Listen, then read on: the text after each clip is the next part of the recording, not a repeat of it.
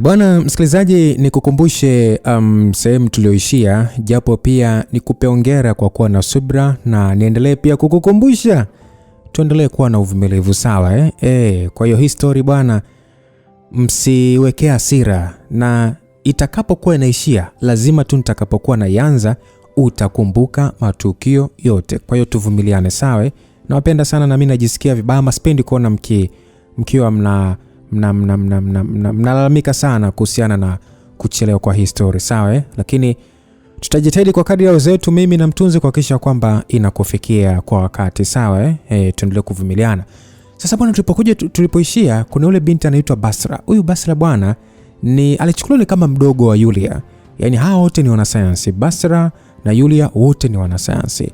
Lakini inaonekana kama Basra kaja kumgeuka Yulia. Kwa hiyo Basra anamuita senior Yulia. So alionesha yani ni kama anataka kutumia udhaifu fulani hivi wa Regina na Hamza kuweza kutimiza mambo yake ambayo anahitaji. Sasa kuna taarifa moja ambayo ilikuwa kwenye karatasi aliweza kumpatia Hamza kusoma. Hiyo taarifa Hamza alishangaa sana, hakuamini. Na hiyo taarifa ilikuwa inamhusu Reji. Na taarifa yenyewe inahusu mambo ya ya vipimo. Sasa majibu yaliyokuja kumhusu Reji yanaonesha nini? Kumbuka mtayarishaji ni Singano JR, langu jina Lucas Lumbas. Sasa Basra alisema ya kwamba hakuna kisichowezekana. Hii ni taarifa ya vipimo vya kigenetic na inaonesha 99% ya mfanano. Boss Regina, haijalishi utajitahidi vipi kuficha hili, ila ukweli haubadiliki. Esma bando ni mtoto wako wa kumzaa.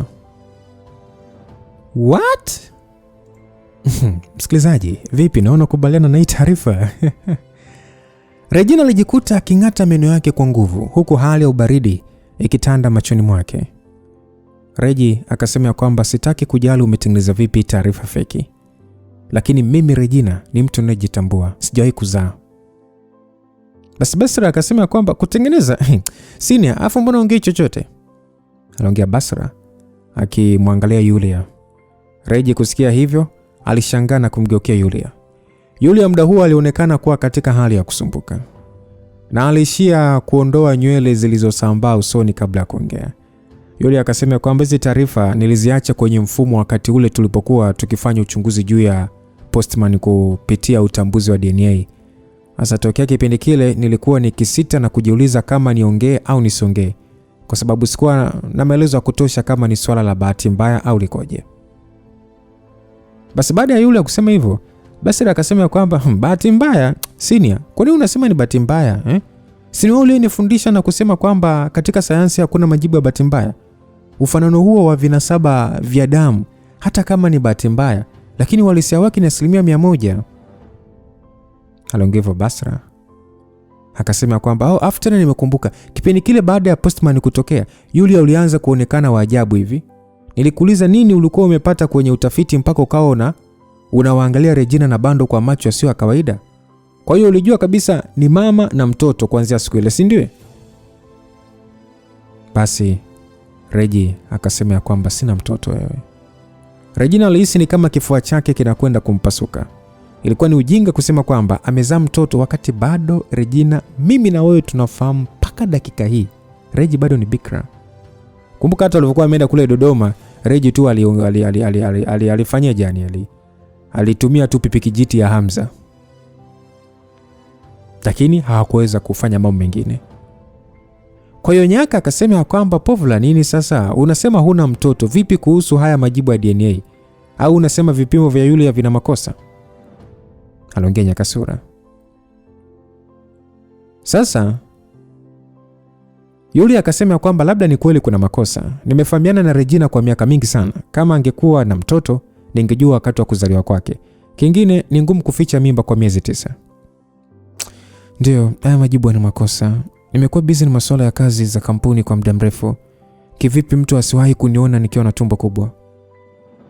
Aliongea Regina ambaye alikuwa na hasira mno. Na wewe unahisi mimi na mtoto? Aliongea akimuuliza Hamza. Muda huo ni kama Hamza alikuwa ameshatuliza munkari kwa kupotezea hisia na mawazo ya ajabu yaliyopita kichwani mwake. Mara baada ya kufikiria kwa makini, alihisi kulikuwa na mashaka kweli juu ya taarifa hiyo. Regina alikuwa ni bikra. Na kama mkurugenzi wa kampuni kubwa Dosam, ingekuwa ni ngumu sana kuficha jambo hilo la kuwa na mtoto. Hamza aliishia kumwangalia Yulia kwanza, na kisha pale pale alikumbuka Yulia alishawahi kumuuliza swali kama ikiwa vinasaba vinaonyesha ufanano wa 97% juu ya uwezekano wa watu wawili kutokuwa ndugu. Kipindi kile Hamza alidhani labda Yulia alikuwa na homa ya kumuuliza kwa nini kauliza swali la kijinga. Labda ni muda huo sasa aligundua yeye ndiye aliyekuwa mjinga wakati ule. Basi bwana, Basra akasema ya kwamba isije ikawa hili swala mnalifahamu kwa muda mrefu na sasa hivi mnaigiza tu mbele yangu. Bosi Regina, Esma bado ni mtoto wako. Kama nisingekuwa na uhakika juu ya hili, ningetoa wapi ujasiri wa kuja hapa? Afu Mr. Hamza, au ni kwa sababu huyu mtoto ni wako na Bosi Regina ndio maana unakuwa hivi? Aliongea Basra. Hamza alihisi mshale ukichoma moyo wake. Swala la kusema kwamba eti anajifanyisha ilikuwa ni kama kisu kikale kinachomchoma moyo wake. Lakini angesema nini sasa? Muda huo ikiwa haiwezekani yeye na Regina kuwa na mtoto mkubwa kama Bando. Lakini bado kwake pia ilikuwa ni ngumu kuamini Regina na mtoto, kwa sababu Regi bado alikuwa na nishati maalum ya wanawali, kitu ambacho ni ngumu kuwa nacho kama tayari na mtoto. Mnampokea kimya wewe. Mimi ndo najua kama na mtoto au sina. Umekuja hapa kuongea ujinga wako tu, tena kwa kutumia taarifa ambazo hazina mashiko. Hivi nadhani kwamba unaweza kutudanganya kirahisi tu? Aliongea Regina kwa kufoka. Ilionekana wazi ilikuwa ni ngumu kwa Regi kuvumilia. Swala hilo halikuwa jepesi tu kama masuala mengine magumu. Hilo lilikuwa swala ambalo lilishikilia heshima yake. Ingawa mara nyingi alionekana kuwa mtulivu, lakini alishikwa mno na hasira. Yaani naweza nikakugeuza barafu sasa hivi. Kama umekuja hapa na mawazo ya kutaka kumtumia huyu mtoto kututishia, usije ukafikiria kuondoka kabisa. Basra alijikuta akiingiwa na wasiwasi na kupiga hatua kadhaa kurudi nyuma. Na aliongea kwa namna ya kugwaya, akasema ya kwamba mimi ni mtu wa kawaida tu. Kama ukitaka kuniua, haina tofauti na kuua nzi. Lakini Chief Regina, hata kama ukiniua sasa hivi, binti yako ataendelea kuwa mikononi mwetu na hutaweza kumuona tena. Una hakika unataka kuniua mimi kwa gharama ya uhai wa mwanao? Nishasema sina mtoto. Hata kama unasema huna mtoto au hujui, lakini sayansi haiwezi kuongopa. Sini, si ndio? Aliuliza Basra akimwangalia Yulia. Basi akajibiwa kwamba kwa hiyo kusaini kwako agizo lilikuwa ni kwa ajili ya kugeuza umakini wa watu kwangu na iwe rahisi kwako kumteka, si ndio? Nadhani sasa naelewa. Kuanzia mwanzo hadi mwisho shabaha yako ilikuwa ni Esma. Swala la mimi ukamatwa lilikuwa ni kwa ajili tu ya kumuondolea Hamza na wengine umakini. Yulia alisema hivyo. Msikilizaji, alichoongea Yulia kilikuwa ni sahihi. Isitoshe, baada ya watoto wote kurudishwa nchini kutokea visiwani kwa maagizo ya Priscilla, wakati anarudi kukutana na familia yake, Hamza pia alitoa maagizo ya ulinzi kuimarishwa kuzunguka kituoni tangu mwanzo. Hivyo ilikuwa ni ngumu kwa mtu kuingia na kuteka mtoto kirahisi tu pasipo kugundulika. Ndio maana Basra kwa kushirikiana na aidha watu wa serikali au kwa wachui wakatengeneza tukio la kuonyesha kama Yulia yupo kwenye hatari ya kukamatwa. Hii ili yani kufanya kwamba hata wale walinzi waliokuwa wakilinda kituo kuweka umakini wao kwa Yulia badala ya watoto. Basi Basra akasema kwamba Senior, samani kukutumia kukamilisha mpango huu. Ukweli mimi nilikuwa na wasiwasi tungegundulika mapema kabla ya kufanikisha. Ila usio na wasiwasi kwa sababu mtoto yupo salama na pia hautaweza kutambua yupo wapi kutoka kwangu. Nilijua fika nikija hapa lazima tu yani mngefanya kunilazimisha kuongea yuko wapi. Ndio maana ili kuzuia hili watu wengine ndio wamehusika kumtoa kituoni. Yule akasema kwamba naona ulifikiria kwa makini sana. Zamani niliona bado hauna uthubutu, ila naona nimekosea. Aliongea Yulia akiona muonekano wa kejeli. Akasema kwamba nilichofanya ni kutimiza wajibu wangu pekee. Angalau nifanye kitu kwa ajili ya nchi yangu. Alafu isitoshe kutakuwa na faida nyingi sana ikitokea kabila la Nyimfu likiungana na kabila la watu wa Chui. Mimi matumaini yangu Mr. Hamza na Chief Regina mkilifikiria hilo kwa makini. Ukweli hili ombi haliwezi kuatia aibu hata mkilikubali. Isitoshe ni jambo gani ni muhimu kuzidi mtoto wako wa kumzaa mwenyewe? Aliongea Basra na kisha pale pale akaangalia saa yake. Akasema kwamba najua inaweza kuwa ngumu kwa nyie wote kufanya maamuzi kwa muda mfupi. Hivyo nitawapa muda wa kulifikiria ili kwa kina. lakini itanipasa kuondoka hapa kwanza. Nyakasura akasema kwamba watu wako wamemteka mtoto na bado unataka kuondoka hapa kirahisi tu. Aliongea hivyo Nyaka. Akajibiwa ya kwamba Basra akasema ya kwamba afande Nyakasura, kama nisipoondoka hapa ndani ya dakika 30 na kurudi kwenye gari yangu, wataamini mmegoma kutoa ushirikiano. Hivyo mtoto wako Chief Regina atakuwa hatarini. Mwanaharamu wewe. Hivi unathubutu vipi kutumia uhai wa mtoto kutishia watu? Msikilizaji, Nyakasura hata naye mdau alikuwa amekasirika mno. Alikuwa amecheza mara kadhaa na Bando na alikuwa amempenda mno kwa namna alivyokuwa na akili na pia kuvutia. Basra akasema kwamba mimi sina uwezo wa kupigana na nyie, lakini siwezi tu kukubali kufa mbele yenu. Kama unajali usalama wa mtoto, niacheni niondoke. Msikilizaji, mpaka hatua hiyo Basra alikuwa na muonekano wake wa kujiamini ule ule. Kwa namna yoyote ile ilikuwa hata ngumu kuamini ni kwa ujasiri wake mwenyewe ndio kaweza kufanya ombi la namna hiyo. Sasa mara baada ya kuona Basra anataka kuondoka, Nyakasura mara moja alifunga mlango, huku sasa akimpigia Hamza na Regina makelele. Nyakasura alisema kwamba nyie mnaota nini mchana wote huu bwana? Mnataka aondoke? Macho ya Regi yalikuwa meupe kama kioo wakati akimwangalia tu Hamza. Hamza alisha kuvuta pumzi nyingi na kuzishusha, na kisha akasema kwamba Nyakasura mwache aondoke.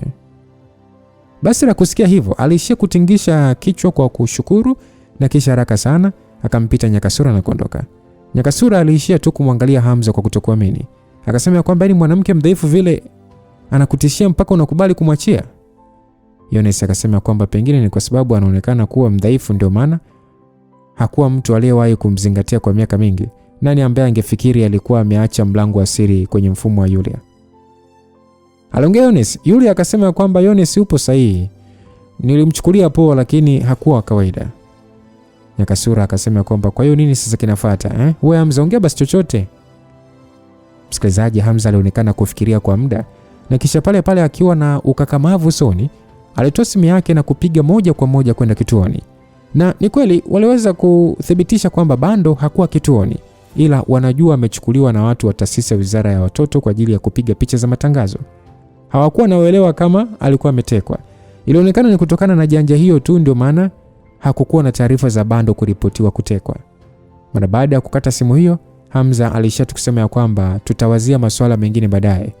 Tunapaswa kumwokoa Bando kwanza. Yeye ni mtoto tu, hapaswi kuingizwa kwenye ugomvi wa watu wazima. Sasa mbona unaongea kama vile ni Esma ni binti yangu niliyemzaa? Sijamaanisha hivyo. Nani kweli siwezi kuamini maneno ya Basra kirahisi. Lakini siku zote vipimo vya DNA havijawahi kuongopa. Swala kubwa pia ni Yulia aliyefanya vipimo hivi. Hakuna uwezekano vikawa vya uongo. Hivyo kuna uwezekano mkubwa Esma ana undugu wa damu na wewe. Kama kweli taarifa hii ingekuwa si ya uhakika, basi Yulia asingeficha kwa kuhofia kutuambia. Hivyo hata kama wewe si uliyemzaa kwa njia za kawaida, kuna uwezekano pasipo na uelewa wako kuna mtu labda alitumia yai lako kumpata mtoto. Baada ya Hamza kusema hivyo, Yones akasema kwamba hata mimi nakubaliana na uwezekano huo. Isitoshe, Regina hakuwa na muda wa kuzaa mtoto. Yule akasema kwamba hata mimi huo uwezekano nilishawahi kufikiria mwanzo. Yaani kivipi yani? Yaani bila uelewa wangu tu mtu aibe yai kwenye mfuko wangu wa uzazi pasipo mimi kufahamu kivipi? Kama ungejua usingekuwa na huu wasiwasi ulionao sasa hivi. Aliongea Hamza akilazimisha tabasamu. Basi Yones akasema kwamba Regina, usifikirie sana kuhusu hayo sasa hivi. Kama ambavyo Hamza amesema, swala muhimu kwa sasa ni kumwokoa Bando kabla ya kujadiliana mambo mengine. Aliongea Yones ambaye alimshikilia Regina kwa namna ya kumtuliza.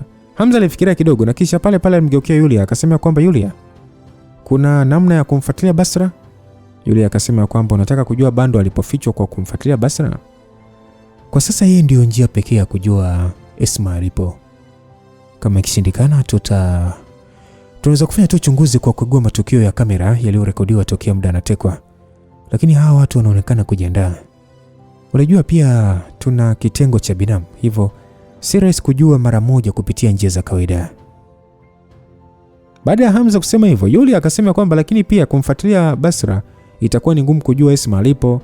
Ni mtu makini sana na pia anajua fika ni tunamfuatilia. Hivyo lazima amekwisha kuchukua tahadhari. ila kuhusu kujua Esma alipo nina wazo tayari, aliongea Yulia. Mara baada ya kuongea hivyo, aliwaashiria watu wote kumfuata kurudi ndani ya maabara yake.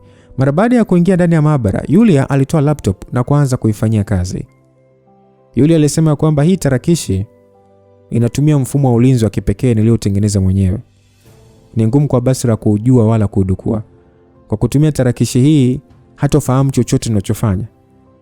Ni mtu ambaye anajua nilikuwa busy na masuala ya kitafiti na sina muda kabisa wa kujifunza masuala ya tarakishi.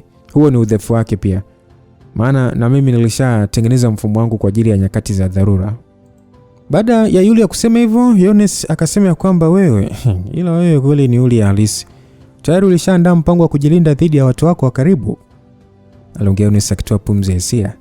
Yulia akasema kwamba Yones, kama ungekuwa mimi unadhani wazazi wako wangeuliwa kiajabu nje ya nchi?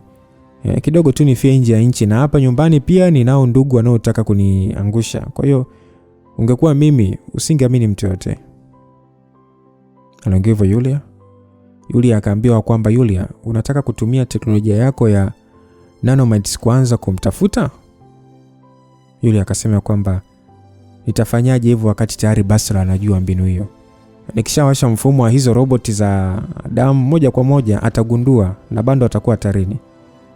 Yulia akauliza kwamba kwa hiyo unafanya nini sasa?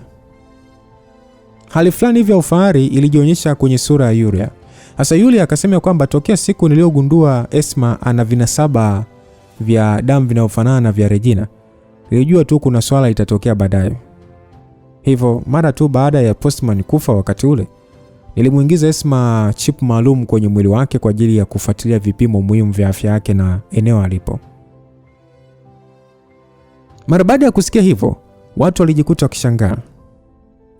Nyakasura akasema kwamba nini? Yaani umeweka kifaa cha kielektroniki kwenye mwili wa Bando? Aliongea Nyakasura.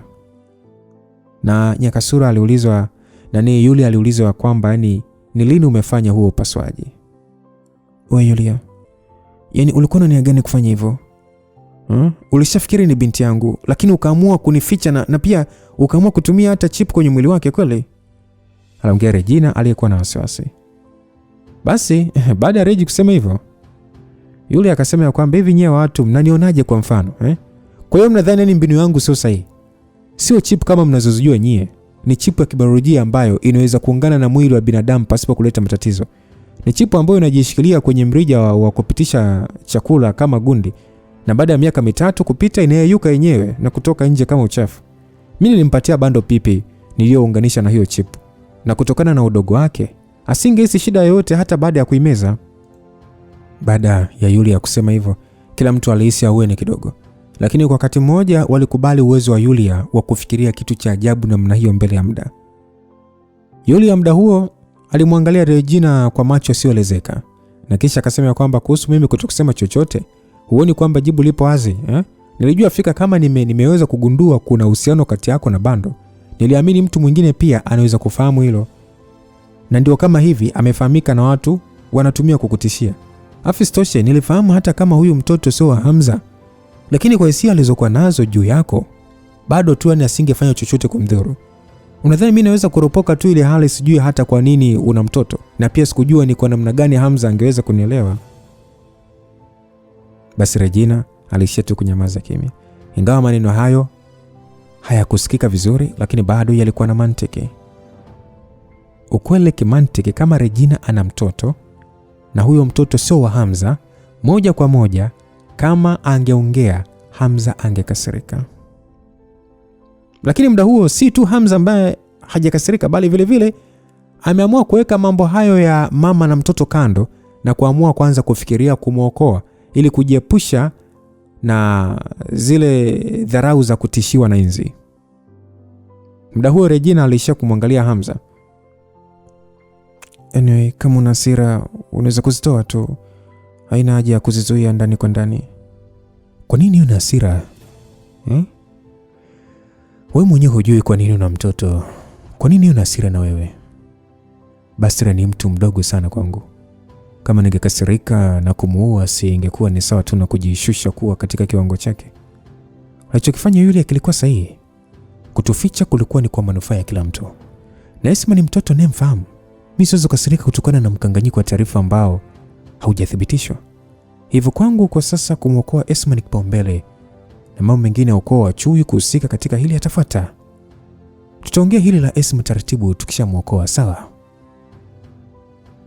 Regina alishia kuitikia kwa kutoa sauti tu ya ile ya kuitikia yani, huku sasa akitingisha kichwa. Nyakasura akasema kwamba Hamza, nimegundua umekomaa kiakili tofauti na mwanzo. Nakumbuka kipindi kile ulienda mwenyewe kwa ajili tu ya kupigana na mkuu wa kambi ya nyoka. Wakati ule ulikuwa mwepesi mno, ukasirika tofauti na sasa hivi. Afande Nyakasura, kumbukumbu zako hazipo sawa. Ni kweli nilienda kambi ya nyoka kupigana, lakini ni wewe uliye ichoma moto. Usinisingizie kitu ambacho msijafanya. Mimi sina muda wa kujibu shutuma hizo sasa hivi. Aliongea Hamza na kauli yake alivyoiweka ilichekesha, lakini kutokana na hali ilivyo hakuna aliyecheka. Angalau ilituliza watu kidogo. Basi Yones akasema kwamba Regina, hata kama ni kweli una mtoto, sioni kama ni jambo baya. Usiwe na huzuni namna hiyo. Yones, mimi nadhani umenielewa vibaya. Sio kwamba naliona ni swala baya. Angekuwa mtoto wangu kweli mimi ningekubali, maana nilishawahi kufikiria kumwasili pia. Ni kwamba tu nina wasiwasi kwa sababu mpaka sasa nisijui hali yake ilivyo. Basi Hamza alimwangalia mke wake na muonekano usioelezeka, na ni muda huo pia Regina alimwangalia. Macho yao yalikutana na Regina alishindwa kujizuia kujisikia vibaya. Habi, mimi naongea hivyo tu kwa sababu na wasiwasi. Unapaswa kuwa na wasiwasi ndio. Isitoshe katika mtazamo wa kisayansi ni binti yako kweli. Lakini pia bado ni mtoto aliyeingizwa kituoni na Warden. Mimi siwezi kuruhusu akitekwa namna hii. Basi muda huo baadhi ya taarifa kwenye skrini za mfumo wa Yulia zilionekana kudukuliwa. Kuna ujumbe uliotokea ulisema kwamba Mr. Hamza, kama tusipopata jibu la kuturidhisha ndani ya saa moja, taarifa zote kuhusu Regina kuwa na mtoto nje ya ndoa tutazisambaza mitandaoni. Mara baada ya wote kuona ujumbe huo, haikuwa rahisi kuelewa nani aliyetuma. Sasa Nyaka akasema kwamba aise, huyu mwanamke anajaribu sije kufanya nini? Atapata faida gani akitoa taarifa? Yule akasema kwamba itakuwa taarifa kubwa sana. Watu wakifahamu Regina, chifu wa ukoo wa Nyimfu, ana mtoto na kashindwa kumlinda kwa kumtelekeza kwenye kituo cha kulelea yatima, unadhani heshima yake itaonekana vipi? Lakini pia kwa Basra anajua akishatoa taarifa hiyo moja kwa moja uhai wake utakuwa rehani. Unadhani atakuwa na huruma ya kutokumuua Bando? Aliongea Yulia. Yones akasema kwamba ni mjanja sana huyo mwanamke. Anajua kabisa ni ngumu kukubali kuona Bando anakufa. Aliongea Yones akikunja ngumi kwa hasira. Nyaka akasema kwamba haina haja ya kuogopa. Kwanza anajua ikifikia hatua hiyo Hamza atashambulia ukoo wa Chui. Na sidhani wazee wa ungu wa kale wa Chui wanaweza kuangalia tu hatima yao inaamliwa na uhai wa mtoto. Afu isitoshe Hamza ndiye aliyewaua wazee wa ukoo wa Wahinde. Lazima nao wanamuogopa sasa hivi. Aliongea Nyakasura. Mara baada ya kusikia hivyo hakuna aliyetoa jibu. Sasa Nyaka akasema kwamba nyie vipi? Hivi mnadhani mimi naongea hivi kwa sababu mimi ni Phoenix kwa sababu eti labda tutafaidika? Mimi sio mtu wa hivyo bwana. Hamza alishia kutoa tabasamu na kukanusha haraka. Nyaka, ukimya wetu haujamaanisha hivyo, usifikiri vibaya. Isitoshe bado hatuna uhakika kama hili swala lina uhusiano wowote na ukoo wa Chui au la. Mambo mengi yanawalakini. Lakini pia ukweli hata mimi mwenyewe nimehisi kuna kitu kipo sawa. Pengine ile swala sio kama alivyosema Basra. Pengine inaweza siwe msimamo wa ukoo wote. Isitoshe ni swala gumu kwa familia kubwa kama hiyo ya ungu wa kale kujiweka rehani kwenye mikono tu ya mtu kama Basra. Kama ingekuwa nia ya wazee wa ungu wa kale wa Chui, wangetuma tu mtu mwenye hadhi sawa na sisi. Aliongea Regina. Mara baada ya Nyakasura kusikia hivyo, aliishia kuwa katika tafakari. Sasa Nyaka akasema kwamba ulichokisema kina mantiki kiasi fulani, lakini kuna uwezekano wa Basra kufanya hivi vyote kwa ajili yake mwenyewe. Sidhani kama ana huo ujasiri. Haya yote ukweli wake tujulikana. Ni swala la muda tu, lakini kwa sasa swala muhimu ni kumwokoa Bando. Aliongea Hamza. Muda huo mara baada ya Yulia kubonyeza kitufe kwenye tarakilishi yake, pale picha za satellite zilijipanga kwenye skrini. Yulia akasema kwamba nimempata. Basra bado hajafahamu kama Bando ana chipu mwilini. Aliongea Yulia huku sasa macho yakiwa yamechanua. Yulia akasema kwamba yupo mkoa wa Pwani, wilaya ya Kisarawe. kilomita 29 kutoka tulipo. Ni eneo la karibu na Msanga, nadhani ni ndani ya eneo la makazi. Hamza mara baada ya kuangalia uelekeo wa eneo hilo, pale pale alikariri, "Anyway, nitaelekea huko moja kwa moja. Hebu nipeni nusu saa tu, nadhani itanitosha." Baada ya Hamza kusema hivyo, Hamza akaambiwa kwamba niende na wewe, naweza kusaidia. "Hapana, hii mission inapaswa kufanyika kwa siri sana. Tukitoka hapa wawili ni rahisi kugundulika. Hata mimi inabidi nitoke hapa kwa kujificha." Regina bado alimwangalia Hamza kwa wasiwasi. Hamza ambaye alikuwa na hisia za mkanganyiko moyoni, alishia kuongea tu kwa namna ya kutania. "Mke wangu kipenzi, bado tu sijawa na uhakika kama huyu mtoto ni wa kwako au la. Lakini kwa nini unaonekana kama vile ni wa kwako kweli?" Regina aliishia kushikwa na haya huku akitoa tabasamu la uchungu. Mimi sijui kinachoendelea pia, lakini na hakika mimi sijawahi kuzaa. Ni kwamba tu nina wasiwasi mno na usalama wa Esma." Baada ya Reji kusema hivyo, Nyaka akasema kwamba wewe Reji, wewe isije ukao unatuchora tu hapa akili zetu hapa. Una hakika ujui bado ni mtoto wako kweli jamani? Maana kila ninapokuangalia na kuona ni kama mwanamke ambaye tayari umeshazaa. Wewe unaongea upuzi gani? Kwamba wewe ni mtaalamu sana kiasi kwamba unajua nimezaa wakati mimi mwenyewe sijui? Hey, inatosha sasa, msende mbali. Nitaenda kumrudisha Bando haraka. Subirini taarifa kutoka kwangu hapa. Hamza hakutaka kuendelea kubakia hapo na kuongeza matatizo. Alianza kuwa ninja kabla ya kuiacha kazi hiyo. Hivyo kwake kutoka nje ya hoteli hiyo pasipo kugundulika lilikuwa ni jambo jepesi sana. Mara baada ya kukwepa kamera za ndani na nje ya hoteli, tayari aliweza kutoka katika eneo hilo na kuingia kwenye mitaa ya kawaida na kutokomea kuelekea pande za Kisarawe.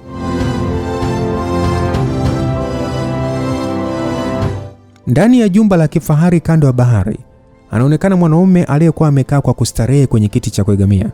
Mwanaume huyo alivalia miwani ya jua na alikuwa na sura ya utanashati mkubwa, mwili wake ukipambwa na misuli imara na tumbo lilokuwa limekubali mazoezi. Mbele ya mwanaume huyo kwenye swimming pool, wanawake wawili warembo walionekana wakicheza na maji. Mara kwa mara wanawake hao wangemwangalia mwanaume huyo kwa kumpa tabasamu.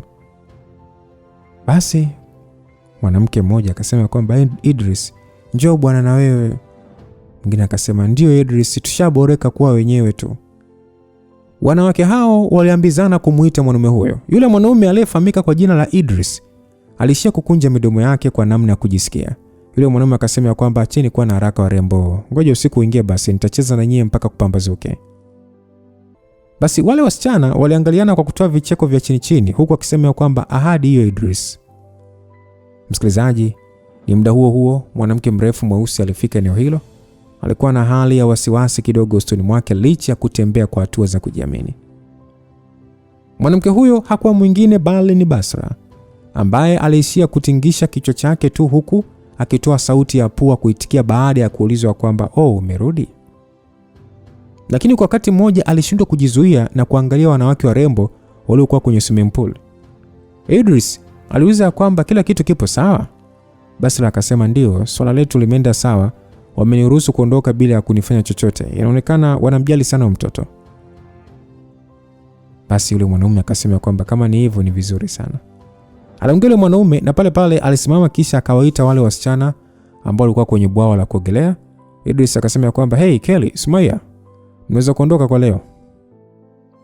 Basi wasichana wale baada ya kusikia hivyo hawakushangaa, lakini walionekana kutokufurahi. Msichana mweupe ambaye ni Kelly akasema kwamba Idris, naona mpenzi wako amefika, ndio maana unataka tuondoke mapema, lakini hatujakaa muda mrefu. Aliongea hivyo Kelly. Sumaya akasema kwamba ndio Idi, umetuahidi kuwa na sisi mpaka kesho asubuhi.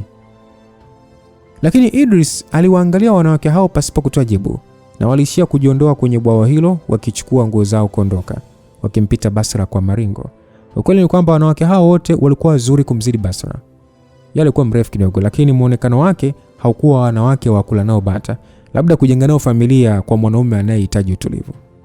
Kitendo cha wanawake hao kumpita wakijitingisha na kujibedua kilimfanya Basra, ambaye alionekana kujidharau muonekano wake, kushikwa na aibu na kupoteza kujiamini. Muda huo ni kama bwana Idris aliona wasiwasi wa Basra, kwani alimshika mkono na kisha kihuni tu akamwegamiza kwenye kifua chake cha mazoezi. Kitendo hicho kilimfanya Basra, ambaye hakuwa akijisikia vizuri na kuona aibu, kuwa na macho ya ulevi. Mwili wake wote ulimtingishika huku sasa furaha ikichipua kwenye uso wake. Sauti ya puani ilimtoka mtoto mzuri ikisema kwamba jamani Idi. Idris alimwangalia mrembo huyo kupitia miwani yake kwa namna ya kujiamini kabisa. Na ilionekana alikuwa akivutiwa na hali aliyokuwa nayo mrembo huyo kiasi cha kusisimka mwili wake. Sasa mwanaume akasema kwamba Basra, umekasirika kwa sababu ya mimi kuwa na hawa wanawake? Basra akasema hapana.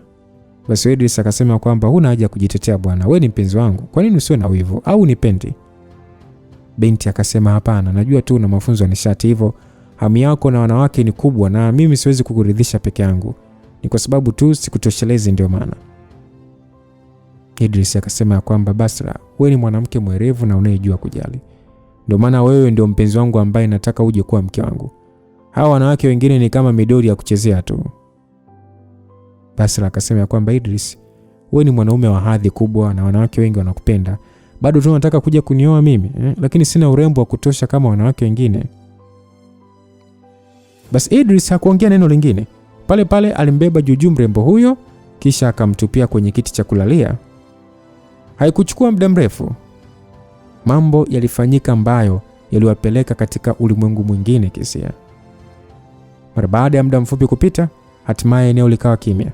Basra alikuwa amelalia tu kifua cha Idris huku sasa akiwa na ridhiko usoni. Idris alimwangalia mwanamke huyo aliyekuwa kwenye kifua chake akiwa sasa kwenye ulimwengu wa kufikirika. Na hali ya kejeli iliupamba uso wake. Aliuliza kwamba mpaka sasa una mashaka na mapenzi yangu kwako? Basra akasema kwamba Idris, najisi kuwa mwanamke niliyebarikiwa sana kukutana na wewe. Aliongea Basra kwa kudeka. Sasa Idris akasema kwamba naona muda umeenda na hakuna taarifa yoyote kutoka kwa Hamza na Regina. Si hakuna tatizo ulivyoongea nao, si ndio? Basra akasema kwamba Idris, usiwe na wasiwasi. Mimi namfahamu yule ya nje ndani na pia najua mbinu za kijasusi zinazotumiwa na binamu. Nina uhakika tu hawataweza kumpata huyo msichana hata wakijaribu.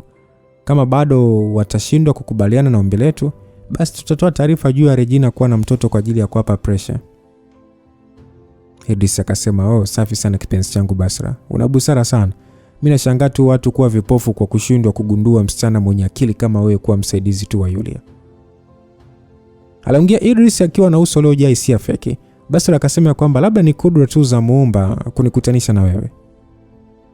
Idris aliishia kuinua mkono na kufinya shavu la Basra, kisha akaongea kwa sauti ya kutongoza akasema kwamba ni kweli kabisa. Mbingu zimeamua tu kunizawadia wewe kama tuzo. Zinataka uwe ubavu wangu wa pili. Basi wakati akiongea hivyo, aliinamisha kichwa chake kisha akamchumba Basra kichwani na kisha kwenye paji la uso. Ni muda huo huo simu ya Basra ilianza kuita na kuvurugia wenza hao penzi lao. Basra alishia kujitoa kwa kujilazimisha kutoka kwenye mwili wa Idris, kisha akasogelea nguo zake na kutoa simu, kisha akapokea. Mara baada ya kusikiliza kwa sekunde kadhaa, uso wake ulifubaa na pale pale alianza kufoka. Akasema kwamba inawezekanaje? Ni mlikuwa mkifanya nini nyewe washenzi? Idris alishia kusimama akiwa na uso wenye giza. Ingawa hakujua kinachoendelea, alifahamu kuna kitu kipo sawa. Basra alifoka akasema kwamba haraka nendeni na mkamtafute, asitokee mtu kurudi kabla mjampata. Mara baada ya kukata simu, alimgeukia Idris huku sasa akishindwa hata kumwangalia usoni. Idris akauliza kwamba nini kimetokea, huyo mtoto kakimbia ama? Aliuliza Idris na Basra alishia tu kutingisha kichwa kwa ugumu. Akasema kwamba ila nimewaambiwa wafanye haraka kumtafuta. Kisarawe sio mji mkubwa sana, hivyo wataweza kumpata mapema. Idris kwa sauti ya kukasirika akasema kwamba lakini si umesema watu wako ni agent wa jeshi, wanashindwaje kumlinda mtoto wa miaka 4 au 5? Basra akasema kwamba Idris, nisikilize. Huyu ni mtoto wa damu wa Regina. Ana damu ya ungu wa kale ndani yake. Hivyo lazima kuna kitu si cha kawaida ndani yake. Watu wangu wamesema huyo mtoto ana nguvu mno kwani ameweza kuvunja mlango na kukimbia. Mmoja wa agent alipigwa kipushi na kudondoka chini mpaka akapoteza fahamu. Wengine waliomuona akikimbia waliogopa kutumia nguvu kubwa kujaribu kumkamata, ndio maana akawashinda. Idris akasema kwamba unaongea ujinga sasa. Yaani makachero 4 wote wameshindwa kumkamata mtoto? Hata kama mmoja amepigwa kipushi na kudondoka. Aya, vipi kuhusu 4 wengine? Basra akasema kwamba wamesema wao walikuwa nje wakipata chakula na kumwacha mmoja akilinda. Hawakutarajia kama angekuwa na nguvu ya kuvunja mlango. Basi Idris alikuwa na hasira kiasi kwamba alipiga hatua na kumlamba Basra kibao. Mara baada ya kupigwa kofi, Basra alijikuta akitoa kilio huku machozi mengi yakimtoka. Alishia tu kushikilia uso wake akihisi kukosewa mno. Idris akasema kwamba takataka mkubwa wewe. Ngoja nikwambie kitu kimoja. Kama watu wako wakishindwa kumpata mtoto, siwezi hata kujua ni kitu gani nitakufanya. Basra alishia tu kumwangalia Idris kwa namna ya huzuni sana kwa machozi yakimtoka, na kisha akasema kwamba Idris, usiwe na wasiwasi, na kuhakikishia nitamkamata mtoto. Siwezi kukuangusha kwenye hili. Bas Idris alishia kuzungusha macho yake huku sasa akikamata kidevu cha Basra na kukinua juu kana kwamba ni hakipendi. Idris akasema kwamba mimi ndio mwanaume wa kwanza niliyekutamani na kukusaidia kuwa katika nafasi ulionayo. Tofauti na mimi, huna mwanaume mwingine na hakuna mwanaume yoyote atakayependa mwanamke kama wewe, unaelewa? Basra alishia tu kung'ata mdomo akihisi maumivu makali, lakini bado alishia kutingisha kichwa kwa uwezo wake wote. Akasema nimekuelewa, wewe ndio kila kitu kwangu. Idris akasema ndio maana yake, na ukifeli kumpata huyo msichana na misheni yetu yote kufeli, basi jua kila kitu ni juu yako, usije kunitaja. Aliongea huku sasa akiwa na tabasamu la ucheshi. Hali ya mshangao ilionekana kwenye uso wa Basra. Alionekana kuelewa maana ya kauli hiyo, na machozi tu yalizidi kufunika macho yake. Basra akasema kwamba najua kama mpango kifeli nitabeba lawama zote na sitokuhusisha katika hili swala. Mara baada ya kusikia hivyo, ndio sasa Idris alimwachia mwanamke huyo na kisha akainamisha kichwa chake na kumchumu.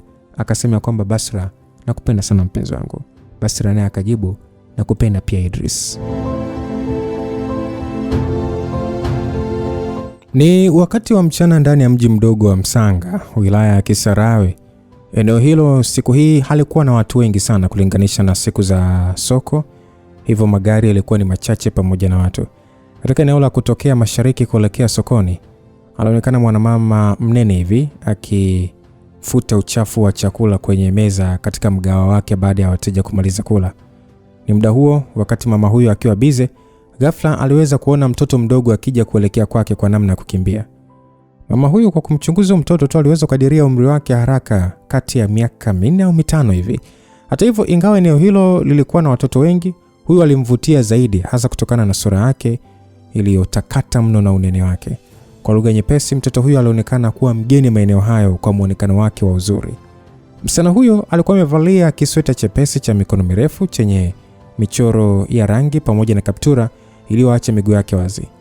Yule mama alijikuta akiwa katika hali ya kubung'aa, akijiuliza mtoto mzuri namna hii katokea wapi ghafla tu tena akikimbia. Yule mama bumbuazi lake liliisha mara baada ya yule mtoto kumsogelea na kusimama mbele yake. Yule mama akauliza kwamba mtoto, unataka kununua mandazi au chapati? Aliuliza yule mama baada ya kuona macho ya mtoto huyo yote akiangalia kabati la kioo lililokuwa na chapati na mandazi.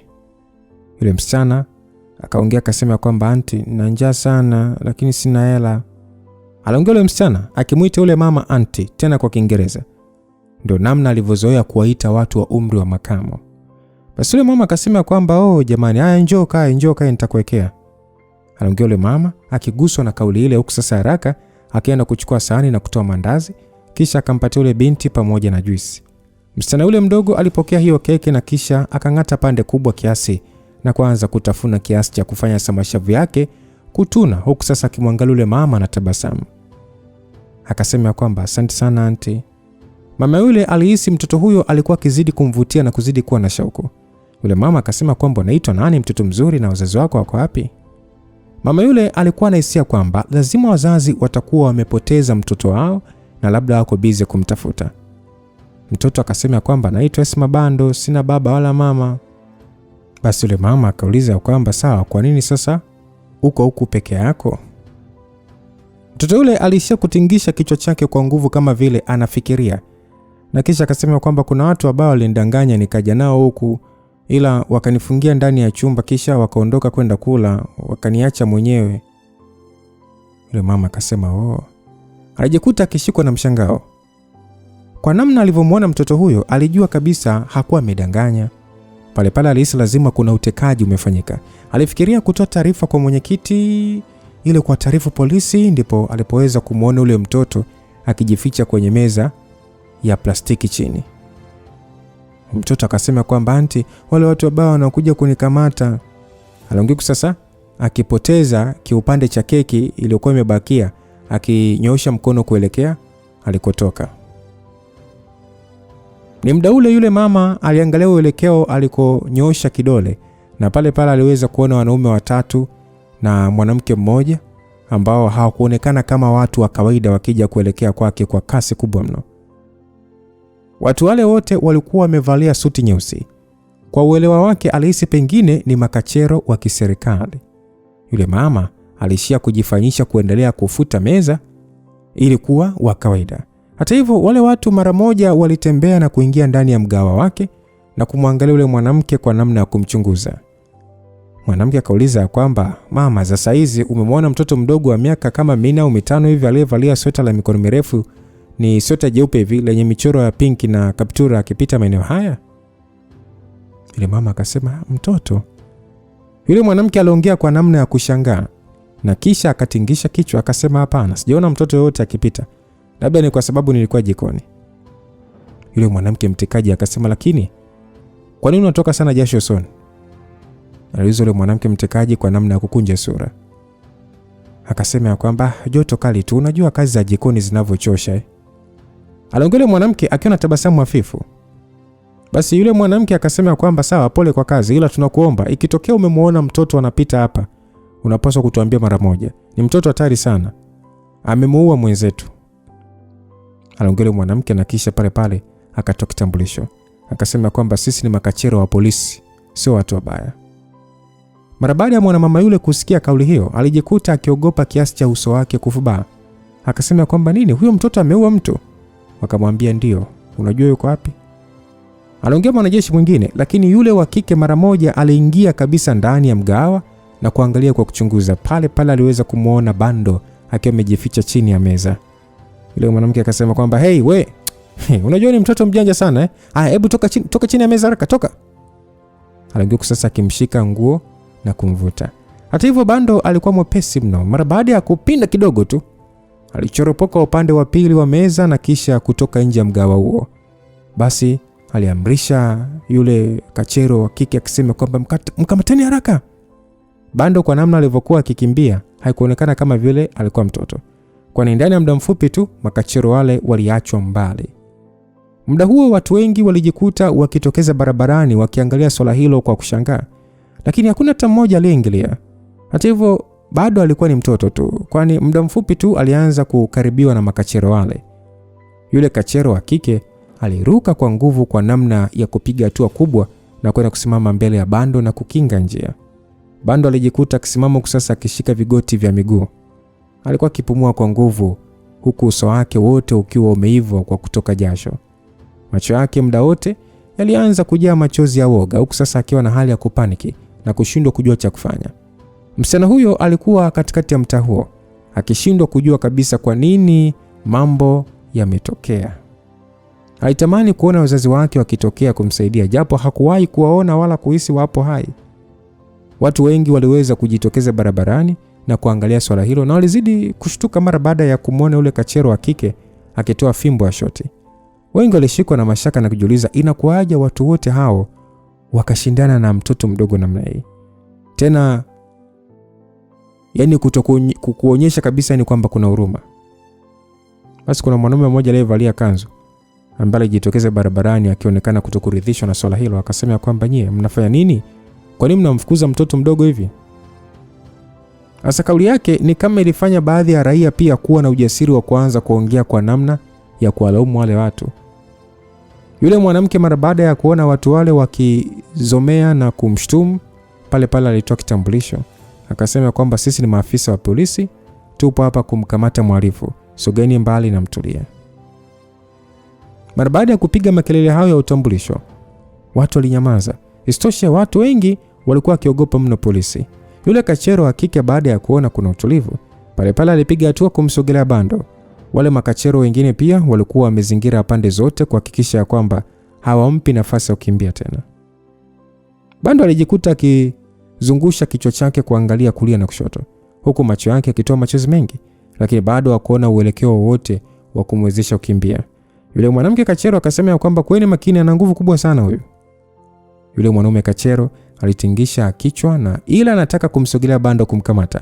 Alihisi macho yake yakiingiwa na upofu. Ghafla tu mwanaume alijitokeza pembeni yake. Ilikuwa ni kama mtu huyo alitokea angani. Hata watu waliokuwa wakiangalia tukio hilo hawakujua nini kinaendelea, kwani ni baada ya kupepesa tu ndipo aliweza kuona mtu mwingine akiwa ameongezeka. Yule kachero wa kike aliuliza kwa kushtuka akasema kwamba wewe nani? Bando upande wake hali ya tumaini ilichanua usoni mwake. Mara moja aliweza kumtambua mwanaume huyo na kujikuta kitabasamu na kusema kwamba Anko Hamza. Hamza alishia kuinamisha kichwa chake akimwangalia Bando na tabasamu la uchungu. Kwa nini unapenda sana kuniita anko? Si nilikwambia uniite kaka? Aliongea Hamza. Bando hakujali na mara moja alikumbatia mguu wa Hamza na kuongea kwa sauti ya majonzi. Akasema kwamba anko, hao watu walinifungia kwenye chumba na hawakunipa chakula, mimi na njaa. Hamza alishia kukunja sura. Ingawa maneno hayo yalizungumzia juu ya kuwa na njaa, lakini hali fulani hivi hasira ilitanda kwenye moyo wake. Kufikiria mtoto huyo kufungiwa kwenye chumba pasipo kupewa chakula ilimkumbusha kipindi alivyokuwa amefungiwa pia kwenye gereza la ardhi. Ilikuwa ni bahati tu ameweza kufika ndani ya muda, la sivyo ingekuwa ni hatari zaidi kwa Bando. Wakati akiwa sasa anatafuta uelekeo wa Bando, hata Yulia hakujua kama Bando angeanza kukimbia. Wakati akiwa amefika eneo alilokusudia, ndipo alisikia makelele upande mwingine, ndipo akakimbilia huko na hatimaye kumuona ni Bando. Basi Hamza akaulizwa kwamba hey, wewe ni nani bwana? Sisi ni maafisa usalama na tupo hapa kumkamata mhalifu, unataka kuzuia kazi yetu? Yule mwanamke kachero aliongea, lakini hakukurupuka kuchukua hatua. Isitoshe, kutokea kwa Hamza kulikuwa ni kwa ajabu. Hamza aliishia kuinama na kisha kumbeba Bando. Kisha akamwangalia mwanamke yule kwa ukali mkubwa. Ustahili kujua mimi ni nani. Nitakupa sekunde 10 za kujiua mwenyewe mbele yangu. Mmoja ya makachero wa kiume alihisi alikuwa amesikia vibaya. Kachero wa kiume kwa hali ya kejeli akacheka akasema kwamba wewe, yani wewe unajiona nani? Au unajiona Hitra? Yule kachero wa kike alikuwa na tahadhari mno na pale pale alitoa simu yake na kuongea na kusema kwamba msifanye chochote kwanza, ngoja niulize. Lakini kabla kachero yule hajamaliza sentensi yake, Hamza alifyatua kidole chake kama mtu anayetupia uchafu na pale pale pigo la kusudi lilimtoka na kwenda kumchoma yule mwanamke shingoni. Mwanamke yule pasipo kuonekana kilichomkuta, pale pale alianza kutokwa na damu nyingi shingoni kiasi cha kushindwa kabisa kutoa sauti. Aliishia tu kushika shingo yake akiwa ametoa macho na kudondoka chini. Sasa wale makachero wa kiume walijikuta wakigeuka huku sasa wakiwa na hali kama vile wamemwagiwa maji ya barafu. Ile walivyotaka tu kukimbia, wote walifuatwa na mkondo wa nishati ya nguvu ya kusudi na kutubua migongo yao. Mara moja tu makachero wale pia walidondoka chini kusasa wakirusharusha miguu kutokana na damu nyingi kuwatoka. Jambo lile liliwaogopesha watu waliokuwa wakishuhudia tukio hilo na kuanza kukimbia wakisi Hamza ni jini. Maana hawakuona hata akiwagusa, lakini watu wale walionekana kufa vifo kama vile yani wamekatwa na mapanga. Kama mmeshindwa kujiua wenyewe basi subirieni vifo vyenu, aliongea Hamza akiwaangalia makachero wale wanaotapatapa, na kisha pale pale alipiga hatua na kumsogelea yule kachero wa kike na kuokota simu yake. Mara moja tu pale pale aliruka juu akiwa na Bando na kutoweka katika eneo hilo na kwenda kutoa eneo lililokuwa na miti. Hamza pale pale aliwapigia simu Yulia na Regina na kwa taarifu ameweza kumwokoa Bando. Basi Regi aliyekuwa na wasiwasi mwingi akasema kwamba Habi, vipi Esma, hajaumia? Unarudi nesi sasa hivi ama? Usiona wasiwasi, hajaumia popote. Ni kwamba tu anasema ana njaa kali, hivyo nataka nimtafutie chakula kwanza kabla kuanza kuja huko. Pia nataka kujua nyumba aliyokuwa amefungiwa. Regi akaambia kwamba basi sawa, sisi tutaendelea kukusubiri hapa hapa hotelini. Nitawasiliana na watu wa binamu pia kufanya uchunguzi nani yupo nyuma ya Basra. Sawa, wewe fanya hivyo. Nimechukua pia simu kutoka kwa watekaji, nikija nitamwachia Yulia aifanyie uchunguzi, aliongea Yulia. Mara baada ya kukata simu, Hamza aligeuka nyuma na aliweza kumuona Bando akimwangalia na macho yake ya kumetameta. Ilikuwa ni mara ya kwanza kumuona Bando akimwangalia kwa umakini mkubwa namna hii. Hamza mara baada ya kukumbuka alikuwa ameua watu mbele ya mtoto, alijikuta akijutia. Bando, sijakugopesha, aliongea Hamza, na Bando alishia tu kutingisha kichwa akiwa na tabasamu. Bando akasema ya kwamba anko, wewe ni noma, sio mwapiga wale watu wabaya mpaka wakafa. Hamza mara baada ya kugundua Bando hakuwa akiogopa kwa kile alichofanya, alijikuta akishangazwa na jambo hilo. Alijiuliza inakuaje mtoto mdogo hivyo akawa jasiri. Wewe huogopi kuona watu waliokufa? Mimi nikiwa na yanko mimi siogopi kitu. Basi twende kwanza kwenye nyumba aliyokufungulia. Tukaangalie nyumba ambayo amekufungia tukaangalie. Alafu kisha nitakupeleka sehemu ya kula chakula kitamu, umesikia? Bando alishia kutingisha kichwa sasa akikumbatia shingo ya Hamza. Hamza aliweza kufika katika nyumba iliyokuwa na ukuta kwa nje na kuingia ndani na kuanza kufanya uchunguzi wake, lakini hakukuwa na viashiria vyovyote vingine. Ni mlango pekee ambao ulikuwa umebomoka ndio ulichukua makini wake. Sasa Hamza akamuuliza Bando kwamba wewe ndio umedondosha mlango, si ndio? Msikilizaji, ingawa mlango huo haukuwa wa chuma, ulikuwa mbao tu, lakini bado ulikuwa mgumu sana. Na sio jambo ambalo mtu wa kawaida anaweza kusukuma na ukaweza kuvunjika. Sasa Bando akasema kwamba mimi sijui, mimi nilisukuma kidogo tu kadondoka. Sikulaumu kwa kudondosha mlango. Nimeshangaa tu umeweza kufanya hivyo. Wewe ni mtoto mdogo, umetoa wapi nguvu zote hizo? Mimi sijui anko. Hamza alijikuta kimeza mate mengi na kujiambia isije ikawa ni vinasaba vya Regina. Lakini wakati akifikiria, aliweza kusikia tumbo la Bando likiunguruma na alikumbuka mtoto huyo alikuwa na njaa. Hivyo aliona harakisha kumpeleka mgawani. Bando, nataka kula nini?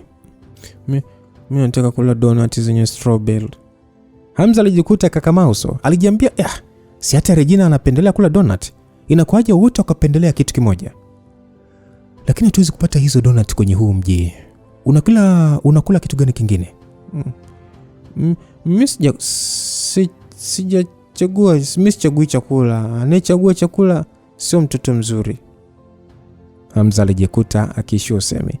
Ongea Bando ilikuwa ni ile ya kutokufikiria sana, lakini alikuwa ni sahihi muda wote. Alishia tu kumchukua mpaka kwenye mgawa aliyoona una hali nzuri ya usafi na kisha akaagiza sahani 2 za wali na rosti ya maini na mishikaki.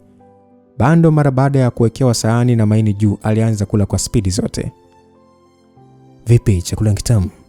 Aliuliza Hamza ambaye na yeye alikuwa akila na Bando mwenyewe alishia tu kutingisha kichwa chake kwa nguvu. Midomo ilikuwa imemtuna na kumfanya ashinde kuongea neno.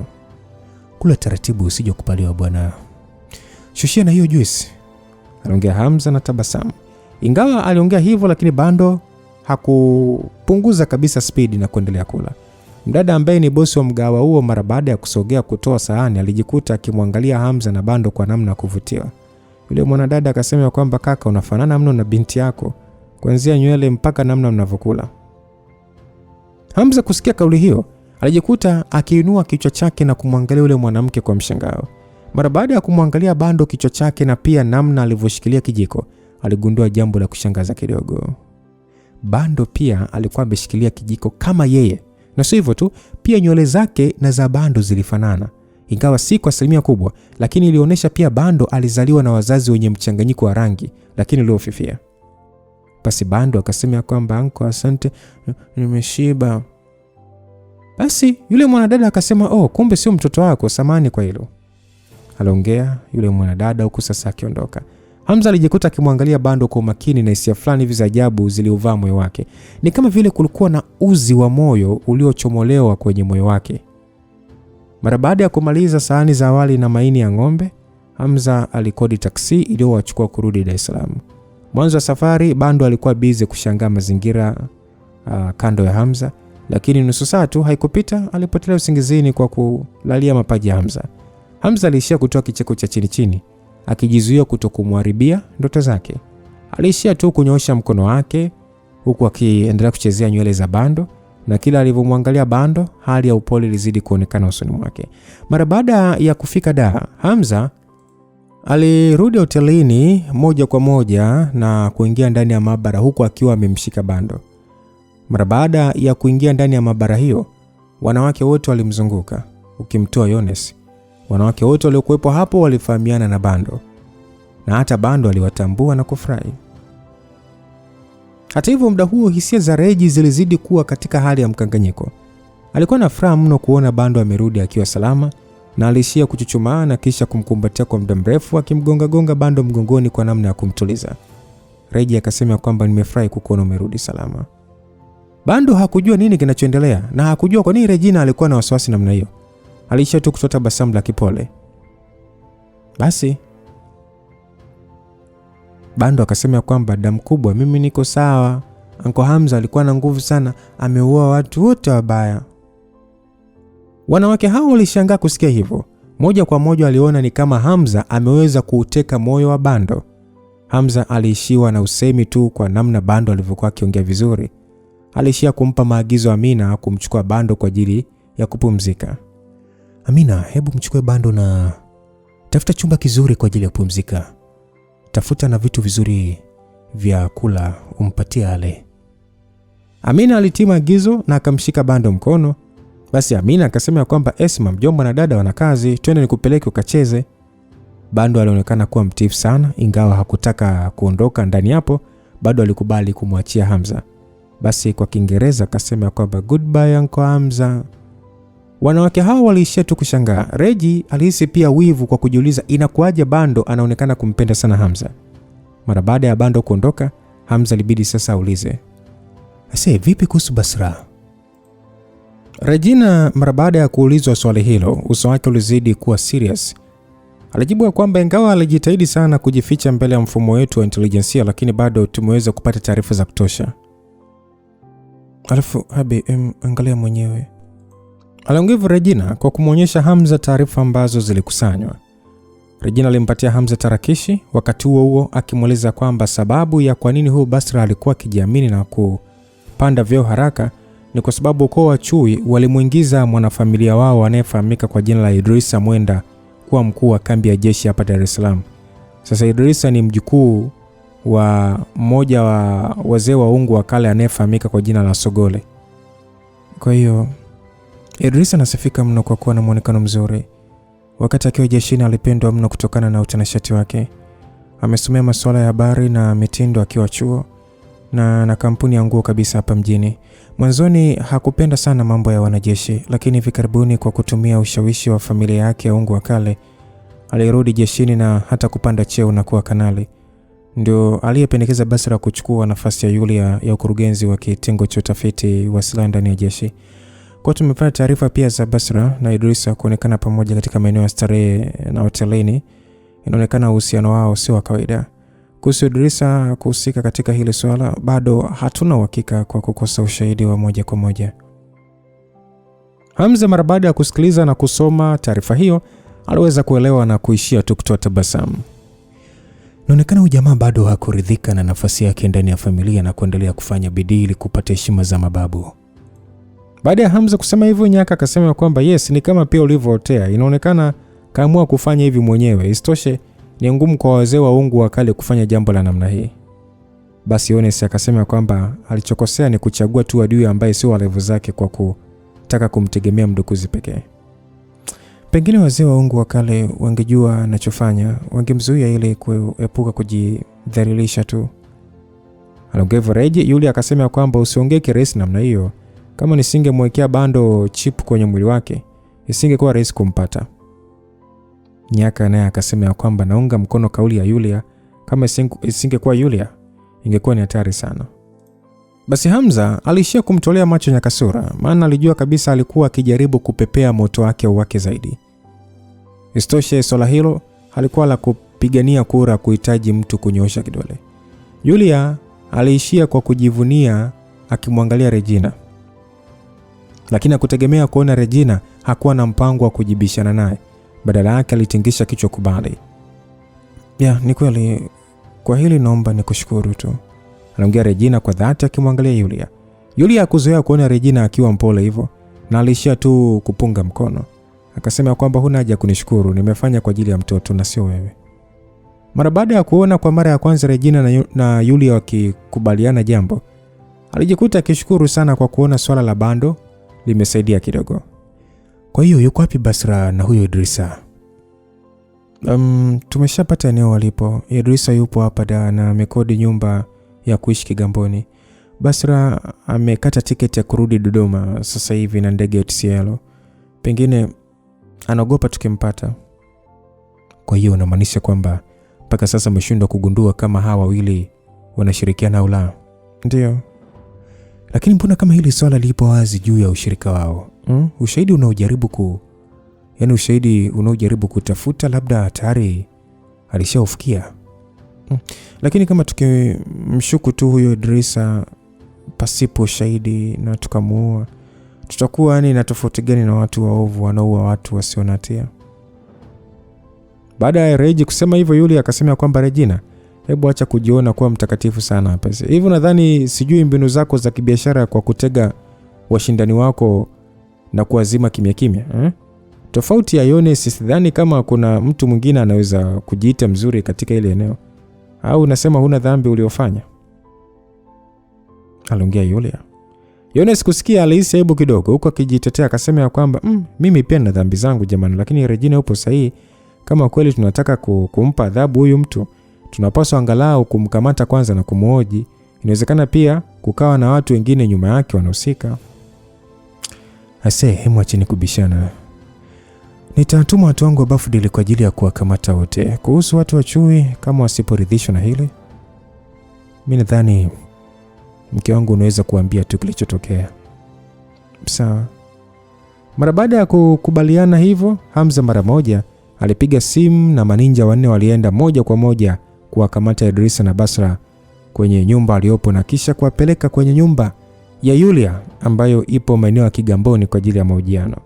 Mara baada ya kutoa maagizo hayo, Hamza pale pale alimgeukia Yulia akamwambia kwamba Yulia, sisi tutaenda kukutana na hawa watu baada ya kushikiliwa, ila kwa sasa naomba utusaidie kufanya vipimo vingine vya DNA. Yulia alionekana kutegemea hilo. Aliishia tu kutoa mikono yake kwenye jacket, akasema kwamba unataka kuthibitisha kwa mara nyingine uhusiano wa Bando na Regina? Ndio. Lakini wakati ukifanya hivyo, nataka pia ufanye vipimo kati yangu na Bando kuona kama tuna uhusiano. Yulia alionekana kushangaa. Akasema kwamba kwa nini unataka nikupime na wewe? Mimi nishafanya hivyo mwanzo na hauna uhusiano wote na Bando. Basi wasichana wengine pia walionekana kuwa katika hali ya kushangaa na kumwangalia Hamza kwa hali ya ajabu. Usiulize sana maswali bwana. Nachotaka ni wewe kufanya vipimo kwa kina zaidi na usipuuzie taarifa hata kidogo. Yulia alihisi kuchanganyikiwa na alishia tu kutingisha kichwa chake. Akasema basi nitaenda kuchukua damu kwa Bando. Wewe na Regina pia mtaacha damu zenu hapa kabla ya kuondoka. Basi dakika chache baadaye Regina na Hamza waliweza kuacha damu zao na kisha kuelekea Kigamboni. Sababu kwa nini Hamza hakutaka Idrisa kupelekwa hapo hapo hotelini ni kwa sababu ya kuondoa usumbufu. Lakini pia eneo la Kigamboni lilikuwa halina watu wengi sana tofauti na eneo hilo. Eneo lililofika ilikuwa ni kwenye ghala ambalo linamilikiwa na familia ya Yulia, mita chache tu kutoka baharini. Sasa kutokana na eneo kubwa na kuwa nje kidogo na makazi ya watu walikuwa wachache sana. Mara baada ya Regina na Hamza kufika, maninja wa Bafudili waliwapokea kwa heshima na kuwafungulia mlango. Wenza hao waliangaliana usoni kwanza kwa namna ya kuambiana jambo na kisha wakaingia ndani. Katika nyumba iliyokuwa tupu ndani ya eneo hilo, viti viwili vilikuwa vimewekwa na Basra na Idrisa walikuwa wamekalishwa chini ya ulinzi mkali. Ingawa Idrisa alikuwa na mafunzo ya nishati kufikia level ya ukaidi wa asili, lakini bado ilikuwa ni ngumu sana kufurukuta mbele ya maninja wa Bafudili ambao walikuwa na uzoefu mkubwa sana wa kivita. Muda huo Basra alikuwa na muonekano mno ni kama muonekano fulani hivi wa kunyongonyea. Yaani ni kama vile alishatarajia jambo hilo lingetokea. Na hata jinsi alivyokuwa amekaa ni mtu fulani ambaye alikuwa ameshakata tamaa ya maisha. Mara baada ya Regina na Hamza kuingia, Idrisa uso wake ulionyesha hali ya kutoka jasho na kupaniki. Basi akasema ya kwamba Mr. Hamza, Chief Regina, kwa nini mmetuma watu kunikamata? Hamza kushangaa kumwona Idrisa na muonekano wa kutokuwa na hatia. Hamza hakutaka kununua muonekano wake huo na moja kwa moja akaweka uso wa mbuzi. Niambie, wewe na Basra tofauti na wote kuwa wanajeshi, mna uhusiano gani mwingine? Mimi na yeye hatuna uhusiano wote. Unajua ni jambo gani Basra alifanya?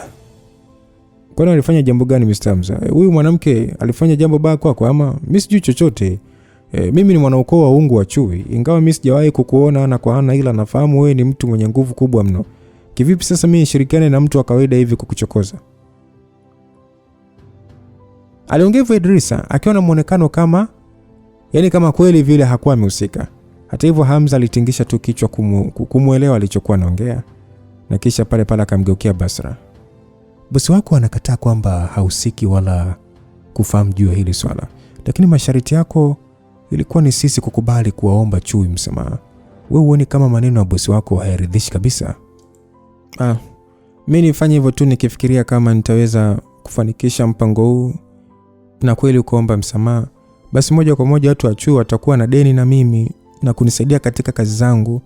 Mimi nichukulie tu swala hili kama fursa kutaka kuthibitisha uwezo wangu na wengine kunitambua. Ndio maana mimi sikutaka kumuomba mtazamo wake juu ya hili kabla ya kuchukua hatua. Kwa hiyo anyway, huna haja ya kumtetea Idrisa. Kitengo chetu cha binamu kishafanya uchunguzi na kufahamu uhusiano wenu. Haijalishi utamtetea vipi, hawezi kuepuka katika ile. Isitoshe tayari tuna uadui na watu wa Chui, so haitakuwa tatizo kama tukiua mwanafamilia wao mwingine. Kuja kwetu hapa ni kwa ajili ya kukupa nafasi ya kuongea kweli. Hebu tuambie kama ulichofanya ni maagizo ya Idrisa. Aliongea hivyo Regina na Basra akasema kwamba mimi sina uhusiano wote na Idrisa. Isitoshe hata kama ni kweli nilifanya hili tu bila kumshirikisha. Idrisa akasema kwamba Basra, hivi unasema nini wewe? Yaani kumbe kuna kitu umefanya na hujaniambia. Ni jambo gani hilo? Basra alishia tu kuinamisha kichwa chake akiwa kimya.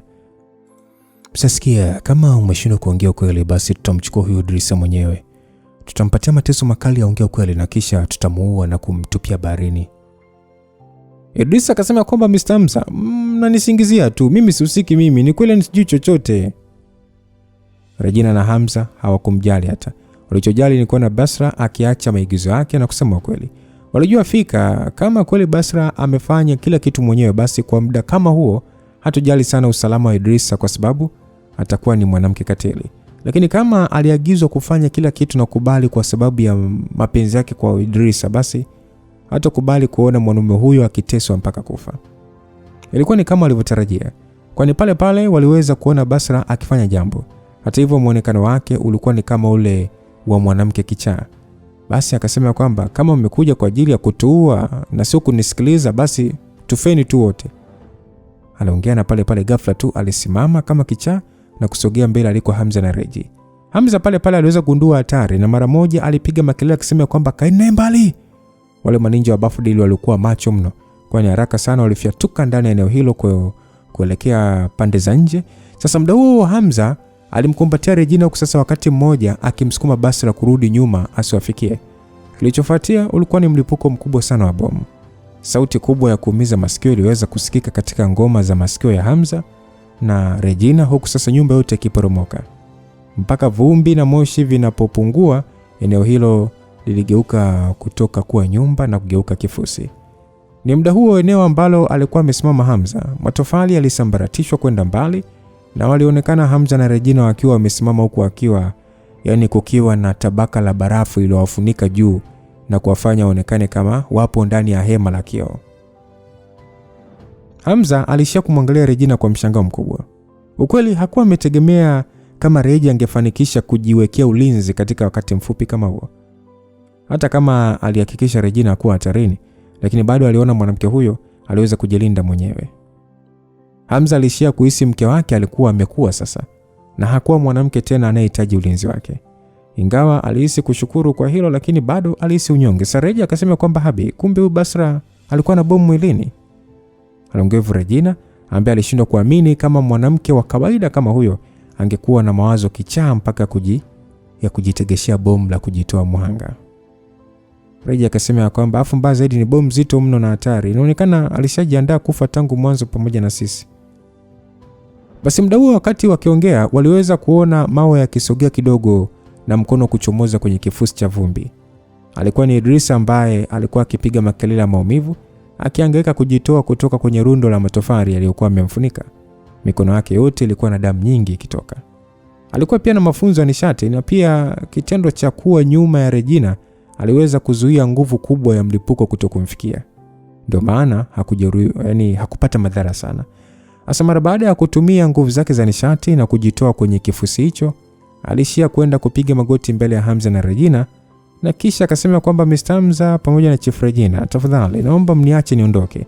Mimi ni takataka tu, mtu ninayedharauliwa na kila mwanafamilia wa Chui. Haikuwa rahisi kwangu kuishi mpaka leo hii. Sitaki kufa bila makosa. Nyewe wenyewe mnaona namna Basra alivyojilipua ili mimi tu kufa naye. Sikufahamu chochote. Mkiniacha hai nitawashukuru sana na nitahakikisha sifanyi lolote kwenu la kuwachokoza. Aliongevo huku machozi sasa yakimtoka. Jamaa alikuwa katika hali ya kusikitisha. Hakuwa tena na ule ujivuni wa kuwa mwanaukoo wa familia ya Ungu wa kale ya chui. Hamza na Reji pia hawakutegemea bwana huyo mjivuni kuwa na muonekano wa hivyo. Hamza kwa uzoefu wake alijiambia siku zote watu ambao hawana aibu, ambao kwao maadili yamewakalia kushoto, ndio moja wa watu hatari sana duniani. Hata hivyo, kwa muda huo bado alishindwa kuwa na uhakika kama bwana huyo alihusika au kulikuwa na mtu mwingine nyuma yake, lakini pia aliona kumua bwana huyo kusingekuwa na faida kuliko akaendelea kuwa hai, kwa sababu kupitia yeye anaweza kupata taarifa nyingi zaidi. Sasa Hamza akasema ya kwamba wife, unadhani tumfanye nini huyo? Reji akasema kwamba naona sio mtu wa kuweza kupanga tukio kama hili, tumwache tu aondoke. Basi Hamza alishia kumwangalia Regina kwa namna ya utulivu kidogo, kisha akatingisha kichwa akasema kama ni hivyo basi nitakusikiliza, ili swala litaishia tu hapa. Idrisa kusikia hivyo akasema kwamba asante sana boss Regina, asante sana Mr. Hamza kwa kuniacha hai, ingawa uhai wangu hauna thamani sana. Idrisa akaambiwa ondoka. Basi Idrisa hakuthubutu kubakia tena eneo hilo. Haraka sana aligeuka na kukimbia, na muda mfupi tu alipotelea kwenye kichaka. Asema baada ya kuona bwana huyo ameondoka, Hamza alimwangalia mke wake akamwambia kwamba wife, na wewe unahisi kuna mtu nyuma yake? Sina uhakika, lakini naamini kwa mtu kama yeye kuweza kumshawishi Basra na mpaka kumpandisha cheo jeshini, inamaanisha ni mtu, yani sio mtu wa kawaida. Lazima tu alikuwa akituigizia tu hapa kwa kujishusha na kulia kama mtoto. Ya mimi mwenyewe nilijua tu anaigiza, ila nimeona ni kujichafua tu kuwa mtu kama yeye. Kwa sasa ngoja nimfuatilie tujue mpango wake mwingine nini. Ngoja tu nitatuma watu waanze kumfuatilia kwa siri na kuona kama atatupatia taarifa tunazotaka. Naona wazi ni mtu ambaye haridhiki na nafasi au hadhi anayopewa ndani ya familia. Kama mmoja mwana ukoo kutoka familia kuu, maana yake ni kwamba anawakilisha kundi la wanafamilia ambao hawaridhiki. Kumwacha hai ni uamuzi mzuri kuliko kumuua. Hamza alishia kumwangalia mwanamke huyo kwa mshangao. Hakuamini kama Reji kumwambia aondoke ilikuwa ni kwa ajili ya kutaka kumgeuza kama kiungo muhimu cha kufuatilia mambo yanayoendelea ndani ya familia yake ya Ungu wa kale. Sasa Hamza alishindwa kujizuia kukumbuka nyakati zile ambazo Reji anatumia hila kuwashinda washindani wake kibiashara. Alihisi alikuwa amesahau kuwa mke wake ni nani. Habi, mbona niangalia kwa macho hivyo? Hamna tu, ni kwamba tu nina hisia nzito juu ya mawazo yako mbele ya muda. Mimi sitaki kuwa mtu wa hila, lakini mazingira tu yanalazimisha. Nitafanyaje sasa? Afu kingine, kuna uwezekano pia huyu Idrisa akauliwa. Sidhani kutakuwa na haja ya kuumiza kichwa chako kufikiria watu wako wa chui. Unapaswa kufikiria zaidi namna ya kuongeza uwezo wako na kisha kumwokoa Princess Sairami. Hamza alishia kulazimisha tabasamu. Kwa muda huo alichoona kilikuwa ni kweli, ni kwamba of course alikubaliana na kauli ya Reji kwamba ilikuwa ni kweli hawezi kufanya chochote kumsaidia nani? Airami. Wawili hao waliishia kuongea wakati wakiondoka katika eneo hilo na kurudi mjini. Kwa muda huo waliamini Yulia lazima atakuwa na majibu ya vipimo. Hivyo tofauti na kuelekea nyumbani, waliona warudi tu hotelini kwanza. Mara baada ya kupanda gari na kufika huko, waliingia ndani ya maabara na waliweza kumuona Yulia akiwa ameshikilia karatasi kadhaa, akiwa sasa anazunguka kwenye kiti kusasa, uso wake ukiwa ni wa mtu mwenye tafakari nzito. Yulia aliambiwa kwamba Yulia, mbona huko mwenyewe tu yani? Wako wapi wakina Yones na Nyakasura? Yulia akasema kwamba amemfuata Esma kuangalia movie za katuni. Taarifa za majaribio tayari hapa. Aliongea Yulia huku sasa akirushia karatasi zile kwenye meza. Hamza alishia kuokota karatasi hizo na kisha kuangalia. Regina hakuwa na uelewa wowote wa kinachoendelea, hivyo alishia tu kuuliza kwamba Habi, vipi, majibu anasemaje? Hamza mara baada ya kusoma karatasi hizo alishia tu kumwangalia Yulia akimtaka yeye ndo ajibu. Basi Yulia akasema kwamba majibu ya vipimo ni yale yale kama mwanzoni. Kama wewe si mama yake mzazi, basi labda niseme ni kloni za utoto wako au kuna miujiza tu imetokea. Hata hivyo, kama nimefanya vipimo vya ulinganifu kwa kutumia picha zako wakati ukiwa mdogo na kuzilandanisha na za Esma, ingawa kwa kiasi gani mnaonekana kufanana vitu vingi, lakini bado mna muonekano tofauti.